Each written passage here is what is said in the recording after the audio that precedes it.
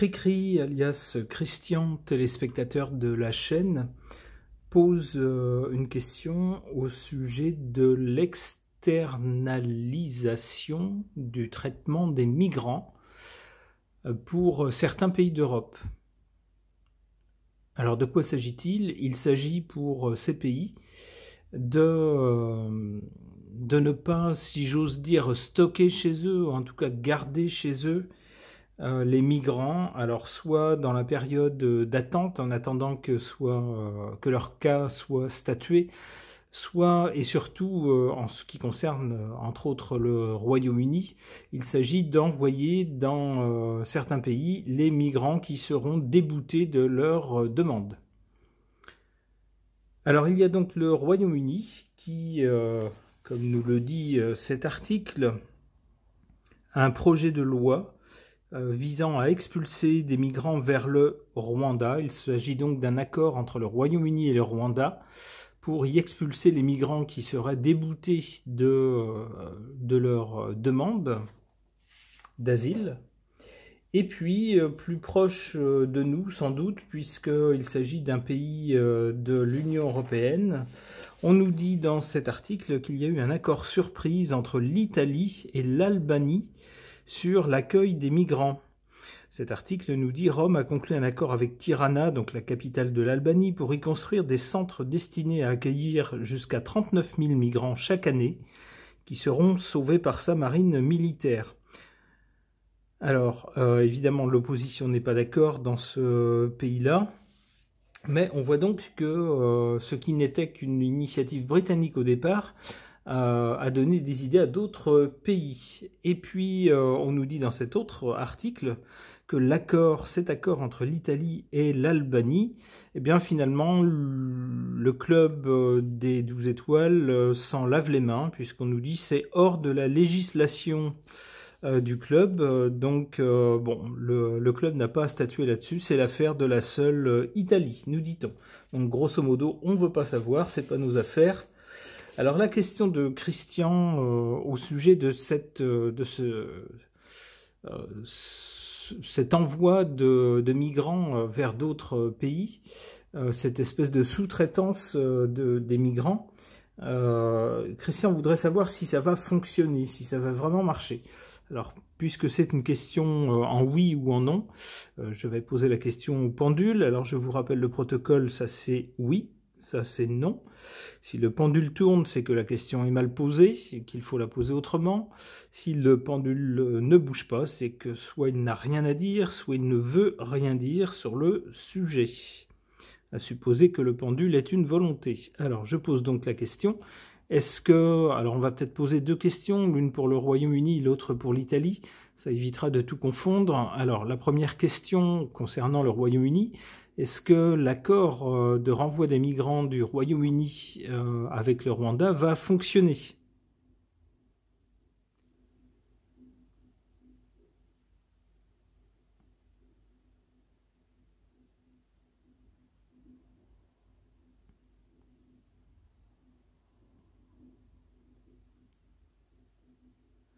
Apparemment non. Bon. Alors, deuxième question, est-ce que l'accord pour le traitement des migrants, cette fois-ci secourus en mer apparemment, donc ce seraient des immigrés a priori illégaux, tentant d'émigrer vers l'Italie, est-ce que c'est l'accord conclu entre l'Italie et l'Albanie pour l'hébergement des migrants, est-ce que cet accord va fonctionner ?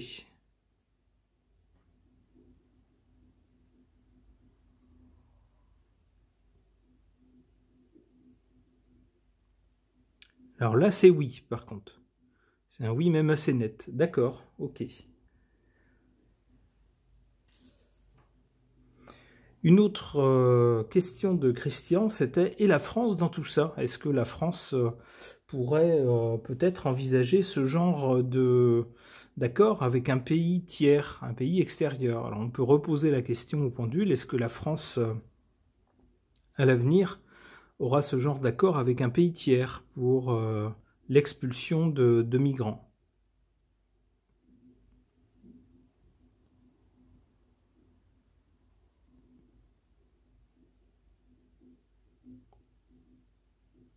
Apparemment, oui. Le pendule dit oui. Bon. Ok, c'est surprenant, puisqu'on a un gouvernement qui actuellement ne semble pas du tout, mais alors pas du tout sur cette ligne-là. Mais bon, pourquoi pas, nous verrons bien.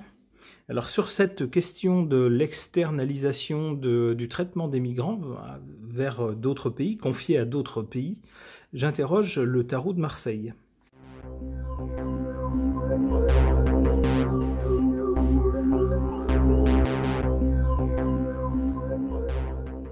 Alors au centre du jeu, on a cette carte de la force qu'on peut interpréter de deux façons. D'abord un rapport de force, bien sûr, entre le pays de destination et puis, en tout cas, le gouvernement du pays de destination, et puis les migrants venus donc d'autres pays. Et c'est un peu un rapport de force entre les deux, puisqu'il ne s'agit pas ici de migration légale en suivant une procédure légale, mais d'immigrés clandestins, donc de personnes arrivant illégalement sur le territoire. Alors bien sûr, il y a une bataille entre les pros et les contre. Il y a des gens qui disent c'est des gens, si on ne les accueille pas, ils risquent de mourir en mer ou de mourir de faim. C'est pas acceptable vis-à-vis d'êtres humains. On ne ferait pas ça avec des animaux, a fortiori avec des êtres humains. Et puis d'un autre côté, on a d'autres personnes qui disent il y a une telle masse de personnes arrivant que c'est impossible de tout gérer, de tout prendre en compte. On n'a pas les structures suffisantes. En plus, souvent, il y a des gens qui viennent avec des cultures très très différentes des nôtres et ça provoque des problèmes.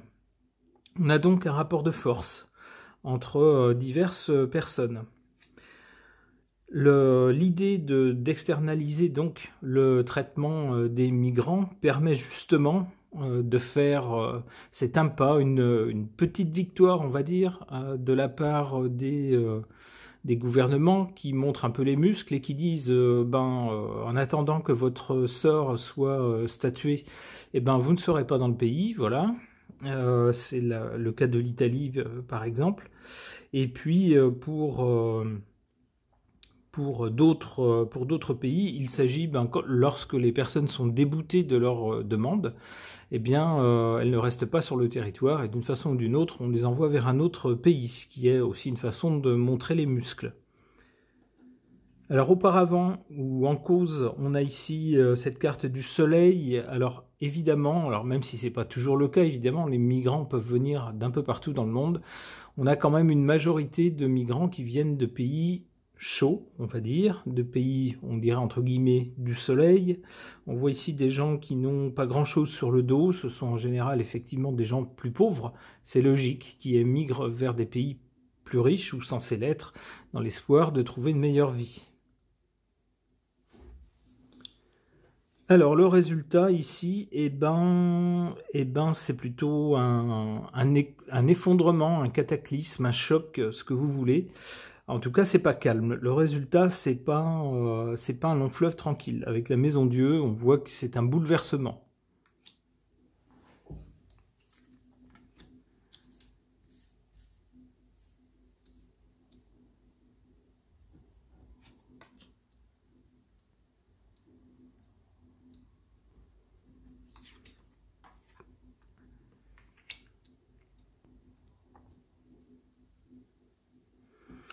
Alors, concernant cette façon d'envoyer les migrants dans d'autres pays, des accords passés avec d'autres pays pour qu'ils accueillent les migrants, on voit en faveur de ce genre d'accord l'impératrice. L'impératrice, c'est quelqu'un qui organise les choses, qui gère les choses, qui gère les relations entre toutes les personnes, qui met de l'huile dans les rouages, qui gère les choses, qui organise les choses, qui administre les choses. Ici, la carte est en position favorable. C'est-à-dire qu'avec cette idée-là, le Royaume-Uni a trouvé, semble-t-il, une sacrée bonne idée pour, si j'ose dire de façon un peu triviale, se débarrasser du problème.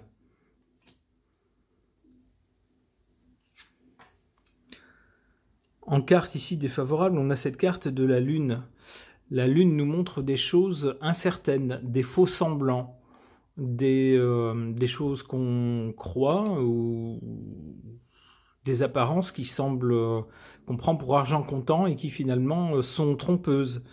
Alors avec cette carte-là, cette carte semblerait nous dire qu'attention, c'est pas parce que des accords ont été noués que ça va fonctionner, et c'est pas aussi pour cette raison que le flux de migrants dans certains pays va se tarir complètement. Il se pourrait aussi que les accords soient des accords, si j'ose dire, de façade, et puis que finalement les pays soient obligés de reprendre certaines des personnes envoyées là-bas. Ou il se pourrait également que la contrepartie de cet accord avec certains pays soit un financement important, peut-être trop important du goût des contribuables s'ils en connaissaient le coût, par exemple. Bref, avec la Lune, c'est pas clair. On voit une partie des choses, mais on n'en voit pas une autre partie. Et ici, dans cette position-là, on nous dit que malheureusement, dans ce cas-là, c'est plutôt défavorable à ces accords.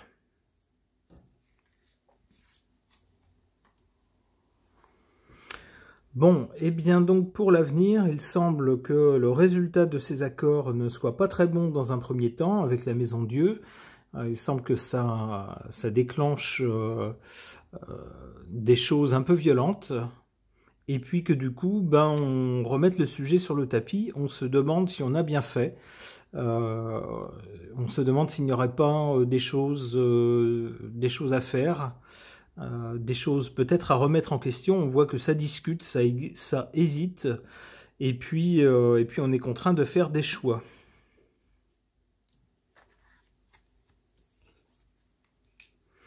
Alors la carte du monde, dans ce contexte-là, j'y verrais bien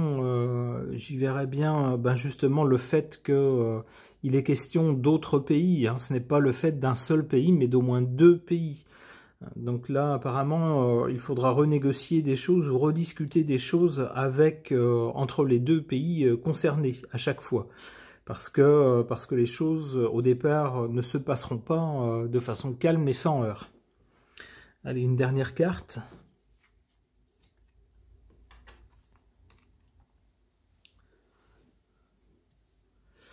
Alors, le pape. Le pape, dans ce contexte, j'ai l'impression que c'est une espèce de leader d'opinion. Alors, pas quelqu'un de pouvoir. Si c'était quelqu'un de pouvoir, on aurait l'empereur ou l'impératrice. Ici, avec le pape, alors ça peut être des leaders religieux, ça peut être aussi des chefs de...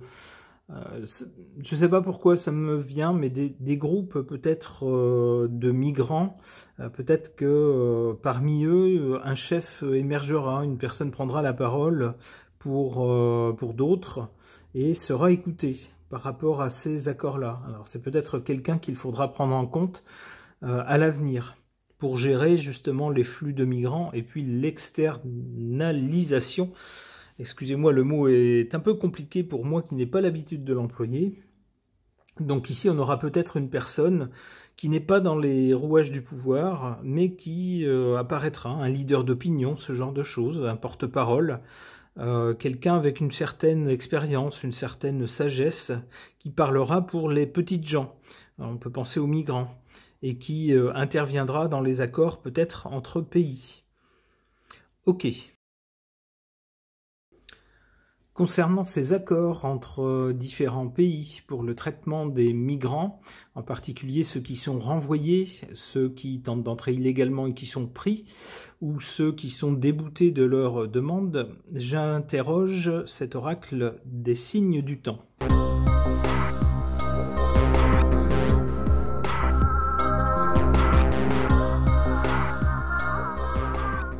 Alors, que voit-on sur ces cartes ?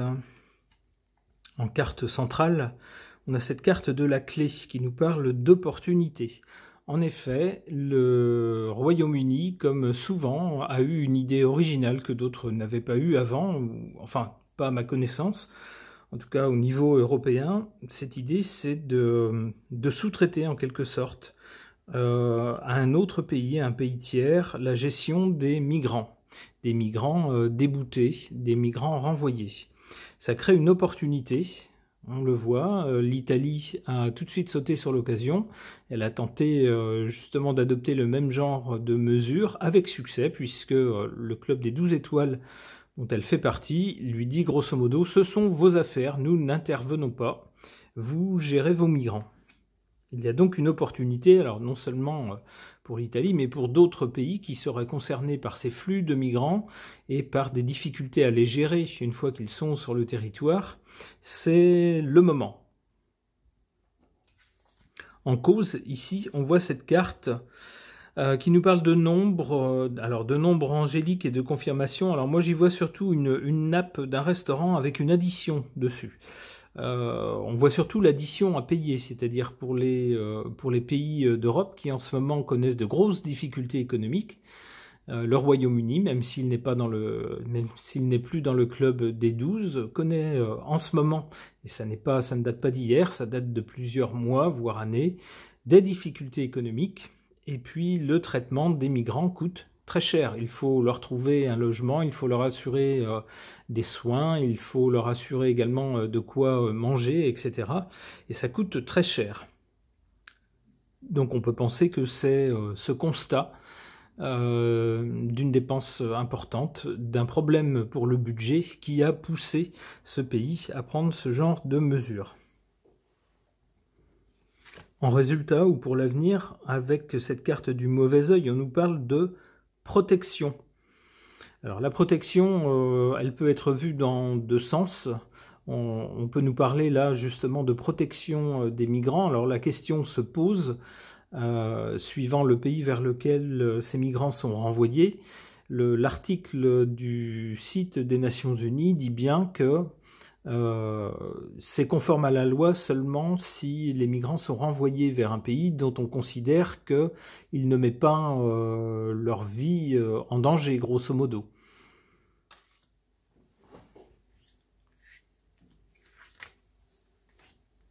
Et que leurs droits sont respectés.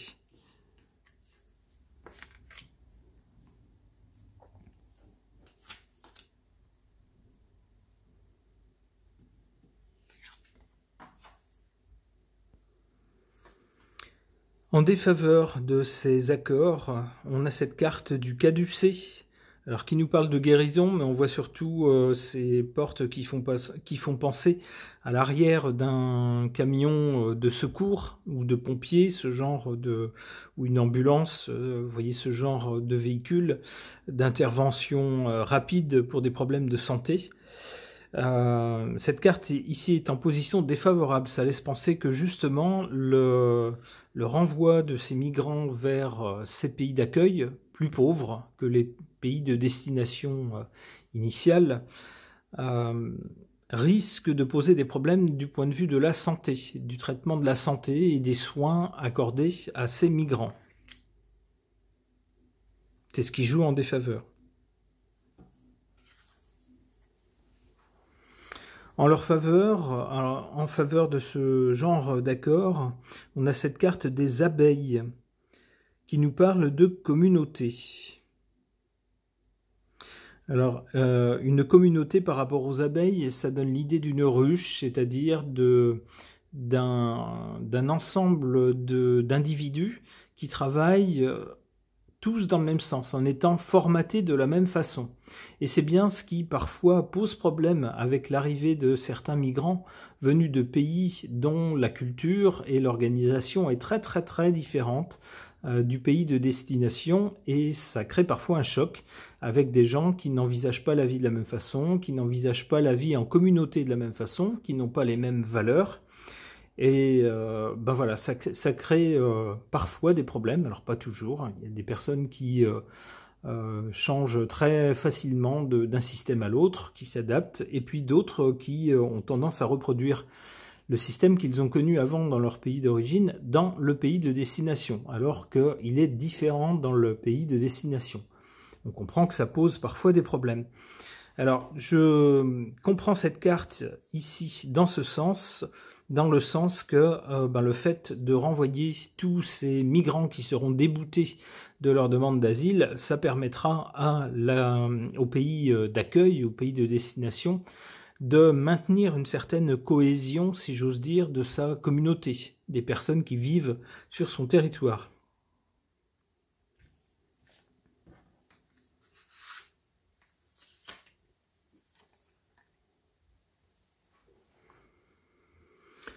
Alors, du côté de l'avenir, on a d'abord des questions de protection, dit-on.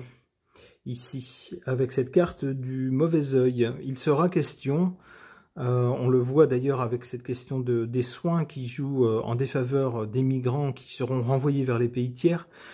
La question de leur protection dans le pays où ils seront envoyés va se poser. C'est quelque chose qui va devenir important. Alors ici, on a là-dessus cette carte de l'arbre qui nous parle des ancêtres.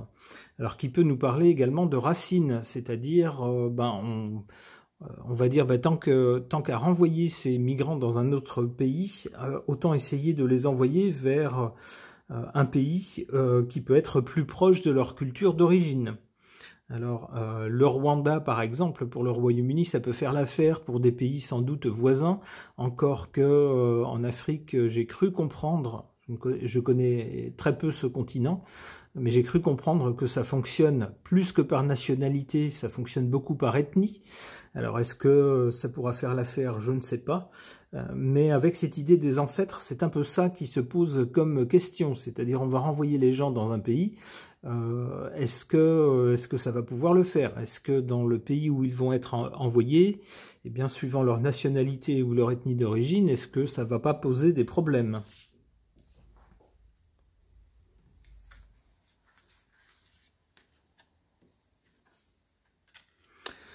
Alors avec cette carte de la plume, j'y verrai, on nous parle de messages, j'y verrai de l'encre qui va couler, c'est-à-dire ça va être sujet à discussion, à débat, à des échanges, à divers points de vue sur le sujet. C'est surtout ce que je vois. Donc on voit surtout, si on résume un peu ces cartes à l'avenir, que le problème justement qui va se poser, c'est la protection de ces personnes. Est-ce qu'elles ne vont pas risquer quelque chose dans le pays où on va les renvoyer? C'est surtout ça. Et ça fera l'objet de débats. Bon, alors après, ça nous amène assez loin dans le temps. Mais voilà ce que le tirage semble dire sur le sujet. Alors j'espère que ce tirage aura, au moins d'une certaine façon, apporté peut-être des réponses ou des pistes de réflexion à Christian. Ce tirage est maintenant terminé, merci de l'avoir suivi.